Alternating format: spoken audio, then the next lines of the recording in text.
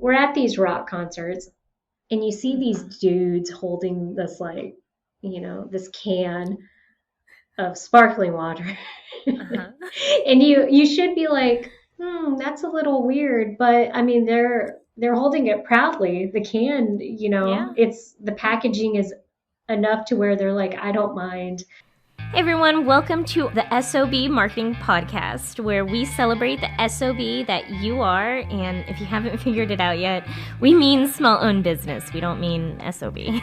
Listen, we know that as a small business owner, you are working hard on the daily to keep your business fully operational while trying to promote it. And while some days it may feel like the business is owning you, if we're being honest with each other, I bet you would admit that you wouldn't give up the insanity for anything. Our commitment here at the S.O.B Marketing Podcast is to give you the real talk, what works when it comes to advertising, marketing, promoting your business, and then what doesn't really work. And Chelsea and I promise to always keep the conversation real.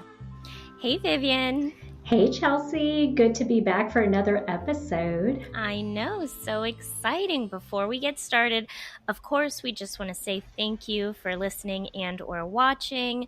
If you're on YouTube, please like and subscribe. If you're listening, go ahead and subscribe as well, and also possibly leave us a 5-star review.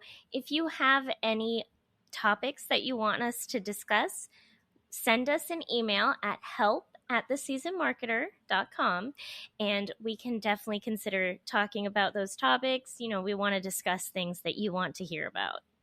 Yeah, and like Chelsea said, only 5-star reviews. If you guys are planning to leave us anything but a 5-star review, go elsewhere.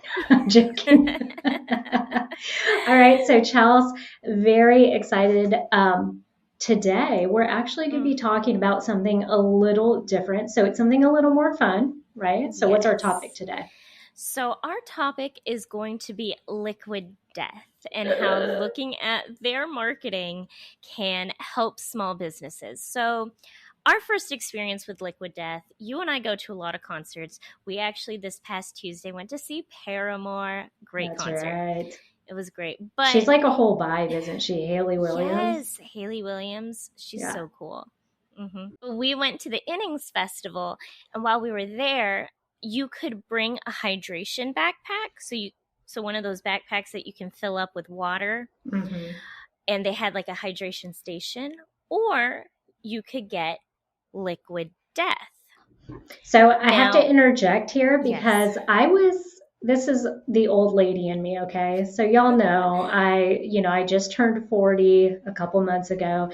And so I'm starting to feel a little disconnected at times from the world. And this was one of those prime examples because here we are at a festival having a great time. Now, Chelsea and I brought a hydration pack because, we wanted to be able to get as much water as we wanted because it was a 2-day festival.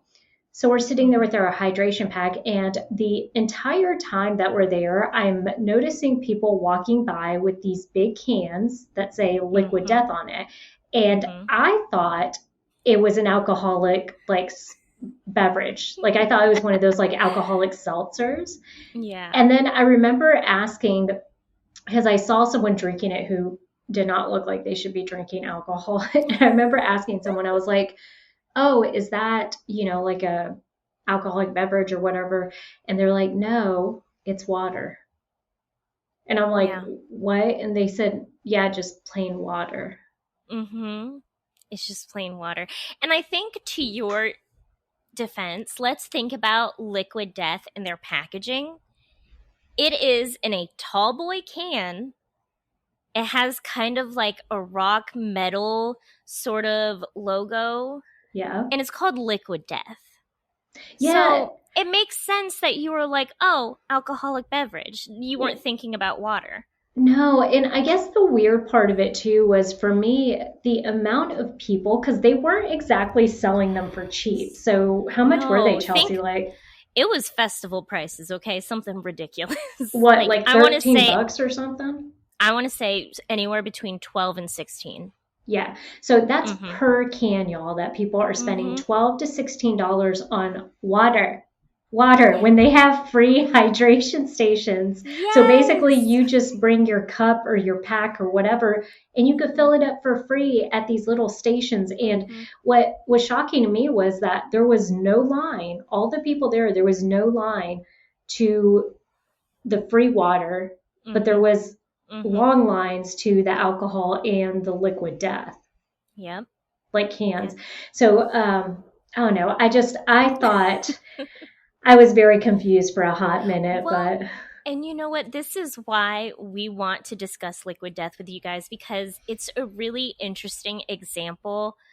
From our standpoint, it's a great example of we are not their target audience. Yeah, that's true. We are not the people that they're trying to promote to. So their target audience, think young men who are usually only drinking water at the gym. Right. Which again comes back to that metal rock aesthetic, tall boy can instead of just one of those clear plastic water bottles. Their tagline is "Murder Your Thirst." Yeah. Yeah. So, I mean, they went all in on their specific niche audience. Another good example, when Liquid Death just started out, they were sponsoring heavily at punk and metal tours, all while creating interesting stunts and series, including, and you didn't believe me when I told you about this, but including selling a limited range of skateboard decks painted using the real blood from skate legend Tony Hawk. Okay. I still don't believe it. Just look. I went on their website and they have it on there. So I don't know. All I'm saying is that's something that they put out there. I'm just saying Tony Hawk has a little explaining to do, because that's very Ozzy Osbourne of him, if that's what he was doing. True. But so I guess to Chelsea's point, the reason this is really interesting from a marketing perspective is there are times that small business owners feel like, well, I don't have a new and exciting idea. This isn't riveting, right? Like my product or service is the same as everyone else. It's plumbing, it's insurance, it's, waxing, like it's stuff that everyone has seen, they all know. So it's not a new idea. And I think that's where Liquid Death is a great example of how you can repackage old ideas in a new way to get people excited and invigorated and wanting to try your product and service. And so for them, they focused so heavily on finding a niche market that they could tailor their branding to, right? So like you're saying, they went in and they were like, hey, who are the people we're looking for? Oh, the rockers that want a water that seems to be a little edgier. I mean, like, how do you make water edgy? And then here's the other part, Chelsea. Yes. Some of it is sparkling water, correct? Yes. Okay, so think about sparkling water. You're taking something, the LaCroix, and I think that's how you say it, LaCroix. Yes, LaCroix. Yeah, okay. So you're taking like those brands that watch us both be wrong, and someone is like, it's LaCroix. LaCroix. Okay. My bad. Sorry. Whichever. You're taking a product, sparkling water, that is typically associated with high-end frou-frou, like, product placement, and you're suddenly making it exciting and you're repackaging it so much so that you could sell it now to rockers and people at festivals. And this is the other part that was interesting to me, was their approach as far as placement, utilizing contracts. So what we noticed at this festival was they were not selling any other type of water. Yep. They were just selling Liquid Death or hydration station. Okay. Like I don't even remember, Chelsea. I don't even think they were selling Dasani waters. No. The only water that was there was Liquid Death. Okay, so think about from a branding or marketing perspective as a company, I have now approached festivals and I have pitched them and made them believe so much so in my product and the fact that this product is going to make way more sales than your typical Dasani, water bottles, that they are willing to give us exclusive rights to it. Yes, and they've also not just in festivals or tours, but think about also those other venues, because they're also in venues, period. Maya and I went to see, and that's why we drink, live. And which is a podcast show. Yes, which is a podcast show. And even though that's not a rock concert like we would usually go to, they still only exclusively had Liquid Death. Really? Yes, they only had Liquid Death. I remember because Maya was mad. Yeah. Well, and so let's go back to as far as setting yourself apart from your competition. I don't remember a time where La Croix was anywhere, any other sparkling water was being sold at these type of venues. Now, curious, Chelsea, what is their tagline? What is Liquid Death? Murder your thirst. Murder your thirst. Okay. So even their tagline is very tailored and specific to the people that they're trying to draw in and to get to try their product. Yes. And actually, they also have hashtag death to plastic. So their product is made out of 70% recycled material, and the brand has pledged to donate 5 cents of every can sold to nonprofits fighting plastic pollution and providing global access to clean drinking water. So for all of you small business owners out there thinking, okay, well, that's great. You guys are talking about, Liquid Death, like, great, they're a million gajillion dollar company. Like, what's that got to do with me? The thing is, what Chelsea is really honing and latching down on is the fact that when you have a mission or a vision or the values, all of that lines up and is interconnected. And so what she's kind of explaining here is the ecosystem of a brand that they're building. So not only do they have a tagline that is very specific and tailored for the type of person that they're trying to attract, right? So here's the thing. Not everybody, you go to an opera, that's not the type of people that they're looking for, right? So you go to other type of events like, symphonies, stuff like that. That's not the type of people that they're targeting. They're targeting the festivals, the people that are out there wanting to, like you said, have an aggressive approach towards, hydrating their thirst. And so it's kind of like the cool kids water, the cool kids sparkling water, the misfits, right? Maybe that's a better more one. Accurate. Yeah. So, well, I was going to ask you, do you remember, I'm probably going to get this name wrong, but do you remember Blackwater? Where it was black water? No, and they were, I do not.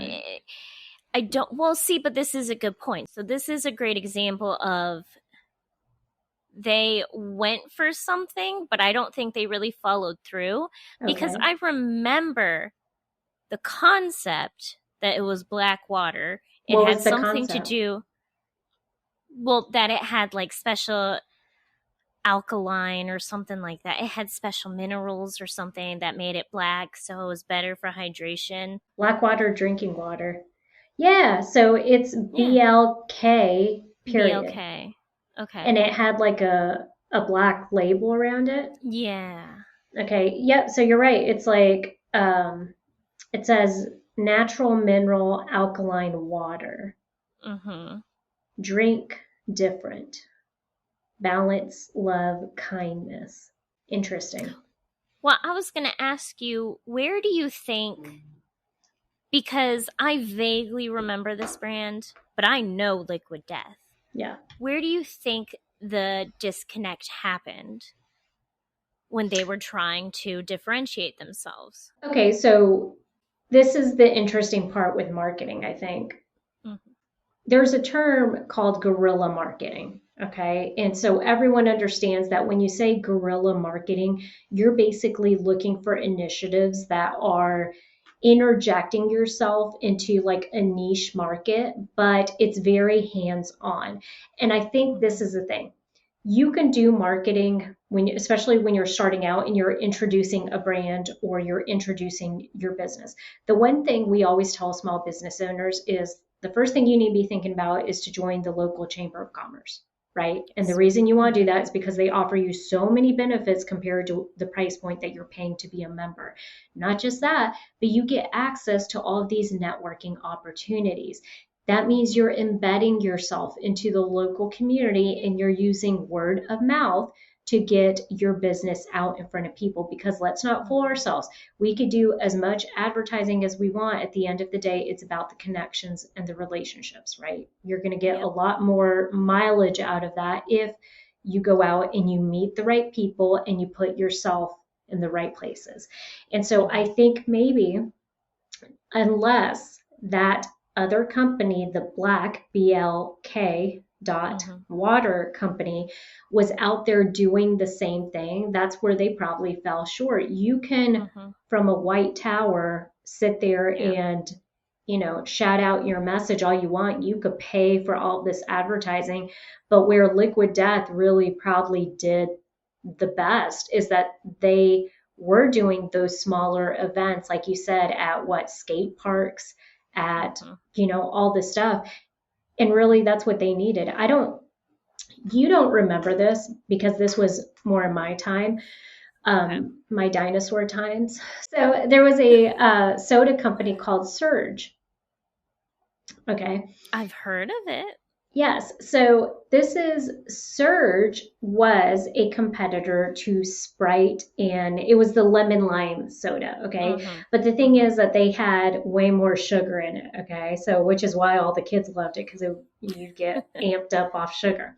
Yeah. But what was interesting and what we loved about it as kids was that in the mailbox, they would send us these little like CDs, and it would have the Surge packaging on it, but they were delivering it straight to our mailbox, and it was something that was free. And we were like, oh my gosh, like they put like a CD together.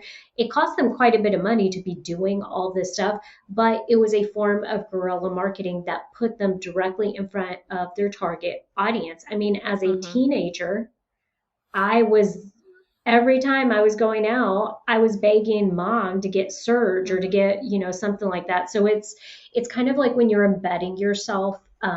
I don't want to use the word infiltrating, because really if that's your niche, you're a part of that community.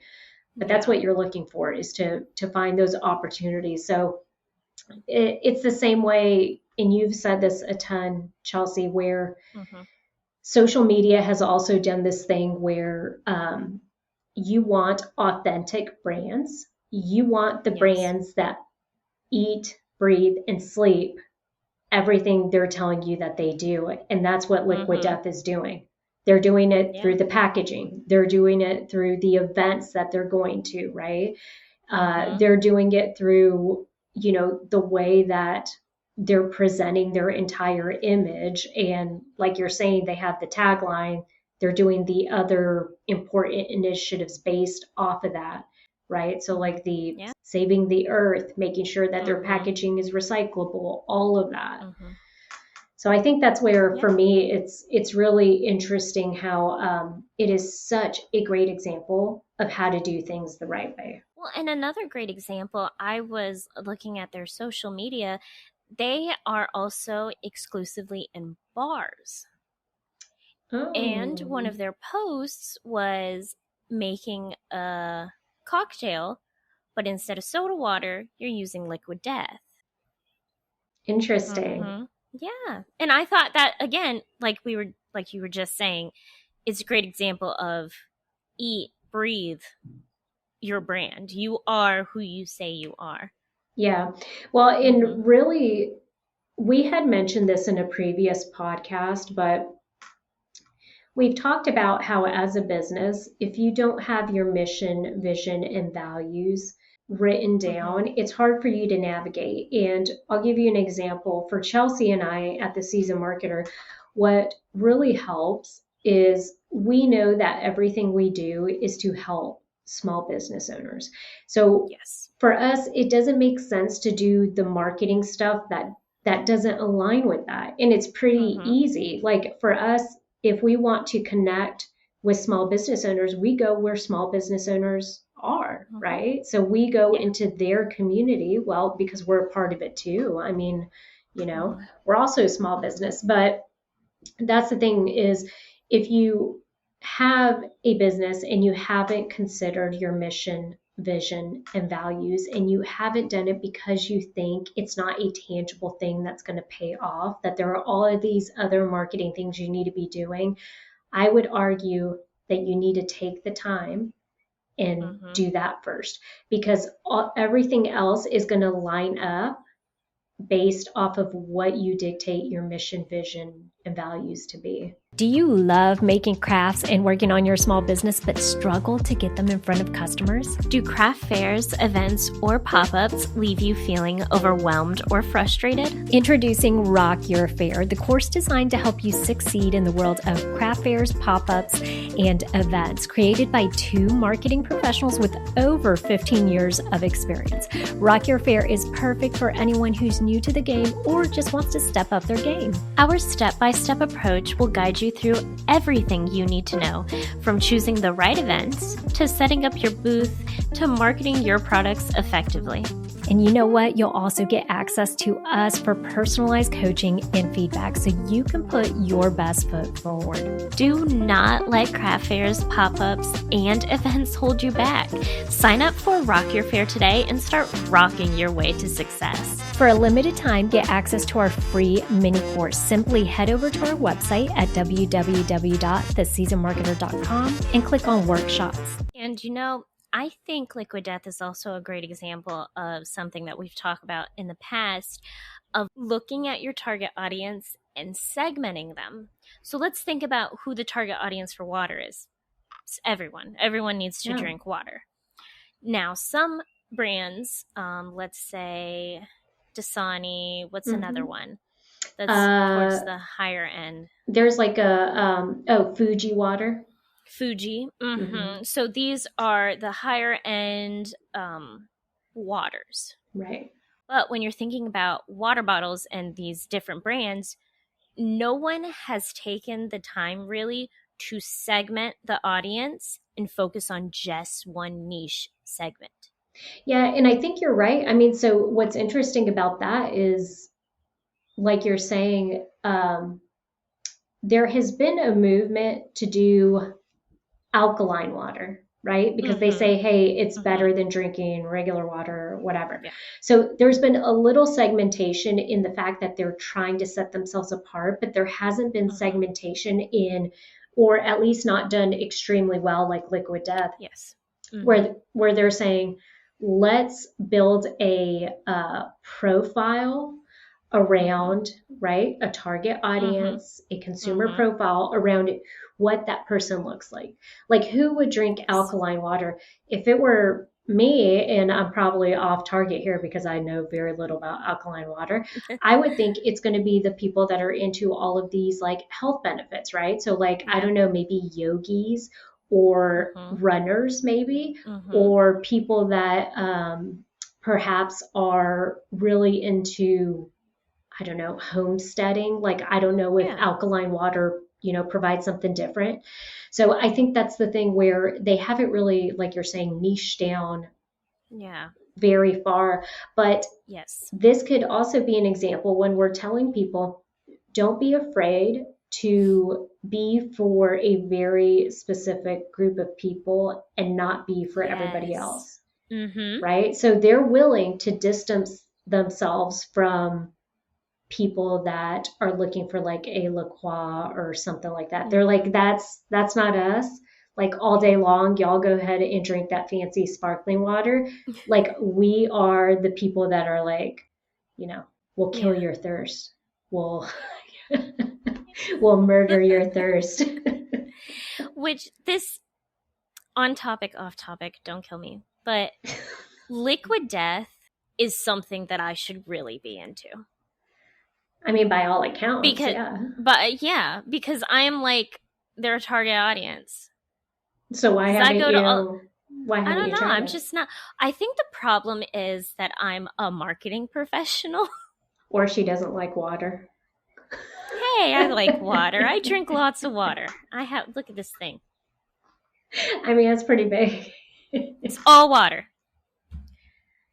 I think that's the problem I have with a lot of brands is I look at their marketing and I say, I know what you're doing. Yeah. And so I just can't get behind it. And also, yes, I love punk stuff and fight the power and everything, but also like I'm not going to spend that much money on water when it's free.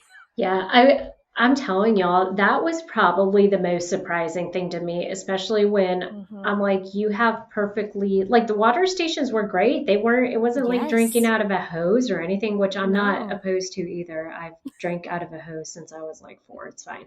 But so they were very nicely set up. That's why I thought they had to be alcohol. Like I was like, there's no way somebody would pay $12, $13, however much it was for a can of water. And they did. And they were. I mean, it was eye-opening. So I think the other part of it too is let's also not shy away from the fact that the packaging is amazing. I see so many people, we're at these rock concerts and you see these dudes holding this like, this can of sparkling water. And you should be like, that's a little weird, but I mean they're holding it proudly. The can, it's the packaging is enough to where they're like, I don't mind walking around. That people see me holding this. Which again is exactly what they were going for. That's exactly the people that they wanted to reach. Yeah. So right now, Chelsea, have you seen any vending machines with Liquid Death? I haven't. I also don't go anywhere where there are vending machines. So you're not hanging out at the mall? No. Okay, Vivian, I've looked it up. They actually have Liquid Death vending machines that you can order. And they're custom built and they hold 300 cans of stone cold Liquid Death.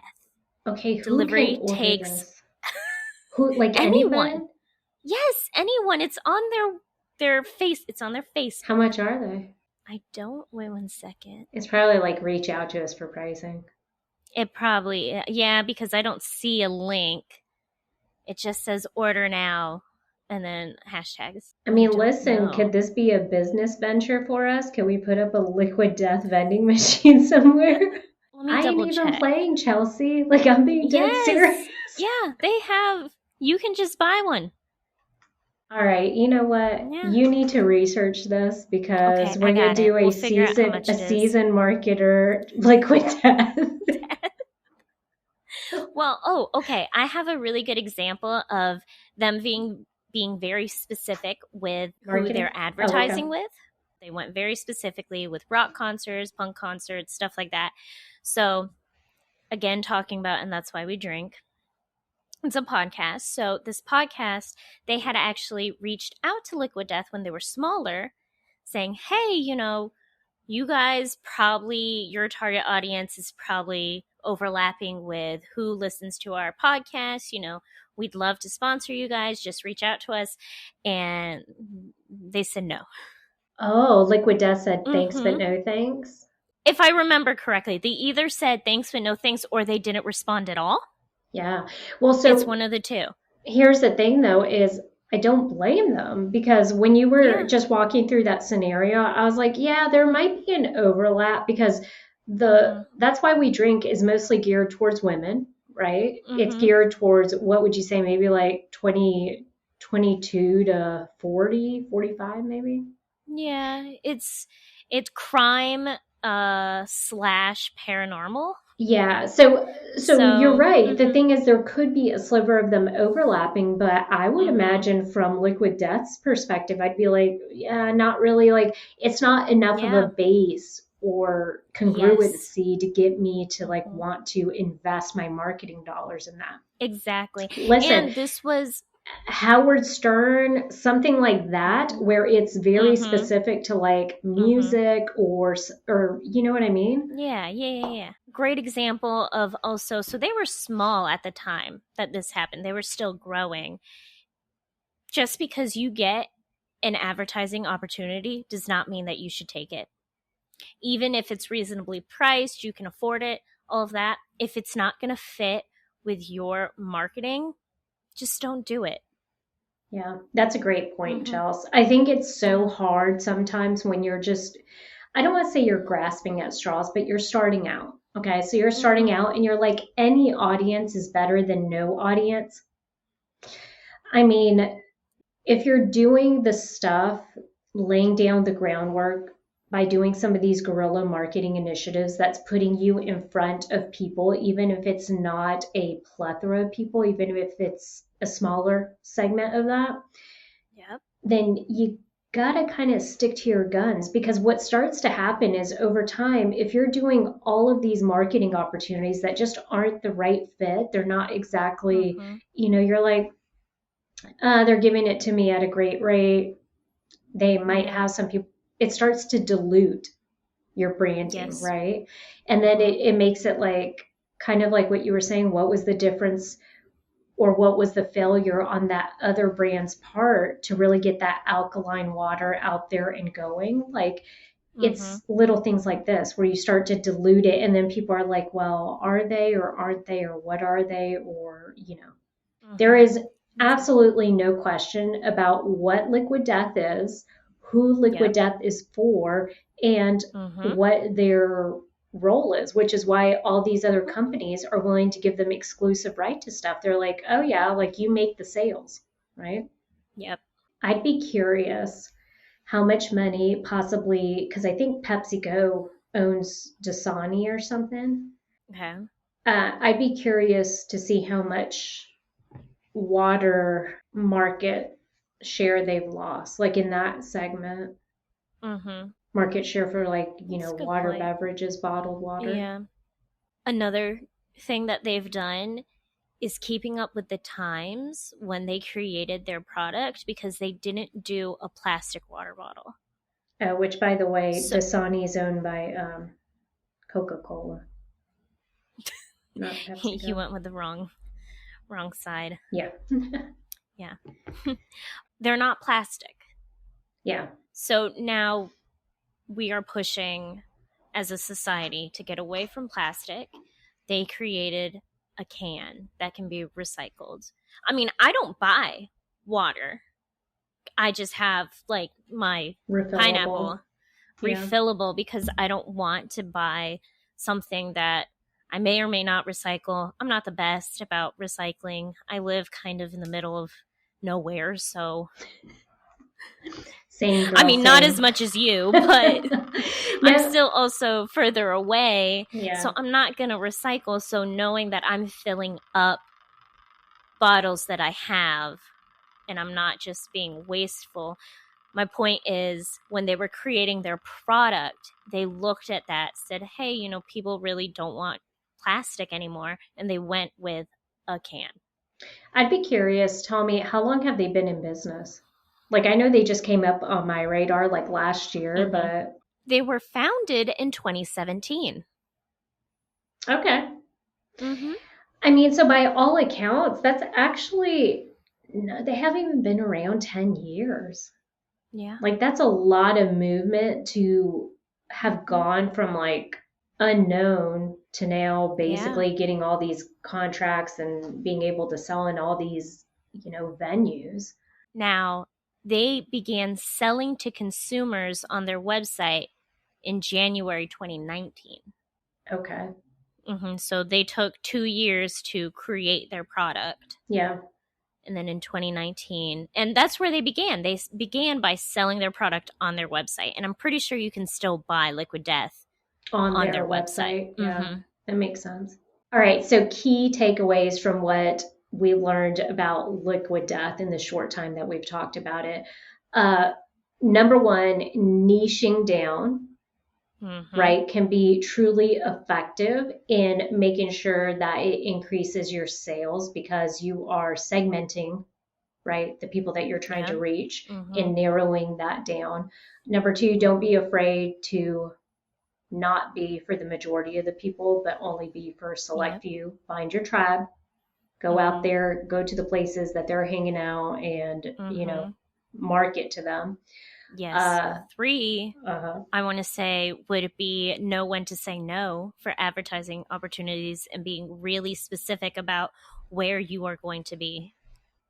Yeah, absolutely. And then I guess 4 would be that know your target audience really well. I mean, eat, breathe, sleep exactly what you are, right? And don't be afraid to kind of let people know exactly what your values are. And if you haven't outlined a mission, vision, and values for your small business, you 100% need to take the time this week to pause and just give it some thought, write it down somewhere.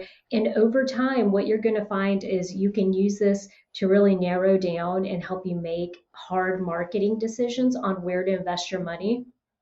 And on top of that, you can also use it to help like get your employees excited and together around a certain value, right? So if they know what your mission, vision, and values are for your small business, it makes it easier for them to make decisions on a daily basis that's going to represent your company well.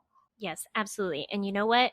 I'm pretty sure we have a YouTube video that helps you go through creating a mission, vision, your values. Absolutely. And I want to say that we also have one about creating a 1-sentence business summary, which is kind of in line with what we're talking about.